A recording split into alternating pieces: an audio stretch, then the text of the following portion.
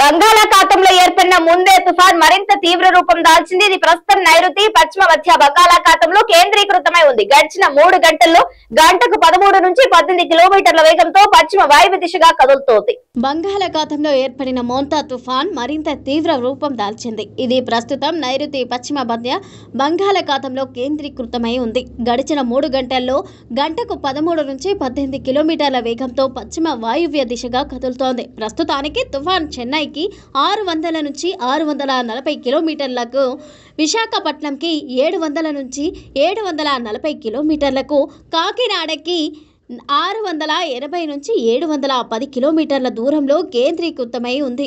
ఇది ఇవాళ ఉదయానికి తుఫానుగా బలపడి మంగళవారం ఉదయానికి తీవ్ర తుఫానుగా మారే అవకాశం ఉంది. మోంతా తుఫాన్ మంగళవారం రాత్రికి కాకినాడ సమీపంలో తీవ్ర తుఫానుగా తీరం దాటే అవకాశం ఉందని వాతావరణ శాఖ అంచనా వేసింది. తీరం దాటే సమయంలో గంటకు 90 నుంచి 110 కిలోమీటర్ల వేగంతో బలమైన ఈదురుగాలులు వీచే అవకాశం ఉందని హెచ్చరించారు. తుఫాను ప్రభావంతో ఆంధ్రప్రదేశ్, తెలంగాణ రాష్ట్రాల్లో భారీ నుంచి అతి భారీ వర్షాలు కురిసే అవకాశం ఉంది.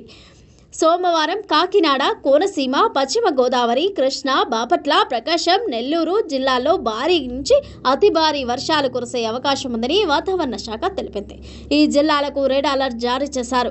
శ్రీకాకుళం, విజయనగరం, మన్యం, అల్లూరి సీతారామరాజు, విశాఖపట్నం, అనకాపల్లి, తూర్పు గోదావరి, ఏలూరు, ఎన్టీఆర్, గుంటూరు, పల్నాడు, చిత్తూరు, తిరుపతి జిల్లాలో భారీ వర్షాలు కురిసే అవకాశం ఉంది. ఏపీకి అక్టోబర్ 27, 28, 29 తేదీల్లో రెడ్ అలర్ట్ జారీ చేశారు. తెలంగాణలోనూ మోంతా తుఫాన్ ప్రభావం ఎక్కువగా ఉంటుందని, ముఖ్యంగా తూర్పు, ఉత్తర తెలంగాణ జిల్లాలపై ప్రభావం అధికంగా ఉంటుందని వాతావరణ శాఖ హెచ్చరించింది.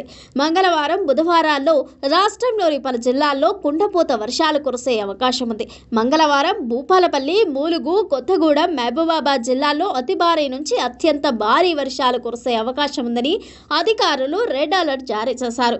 కొమరంభీం, మంచిర్యాల, పెద్దపల్లి, ఖమ్మం, వరంగల్ జిల్లాల్లో ఓ మోస్తారు వర్షాలు నమోదవుతాయని దీనికి ఆరెంజ్ అలర్ట్ జారీ చేశారు.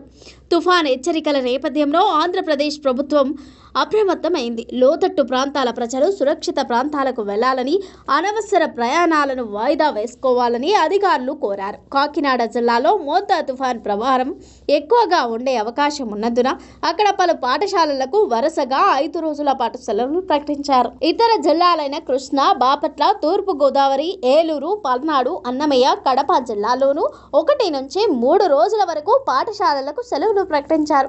మత్స్యకారులు వేటకు వెళ్లొద్దని హెచ్చరికలు జారీ చేశారు. ప్రజల ఫిర్యాదులు, అత్యవసర పరిస్థితులకు తక్షణమే స్పందించేలా కంట్రోల్ రూమ్లను ఏర్పాటు చేశారు.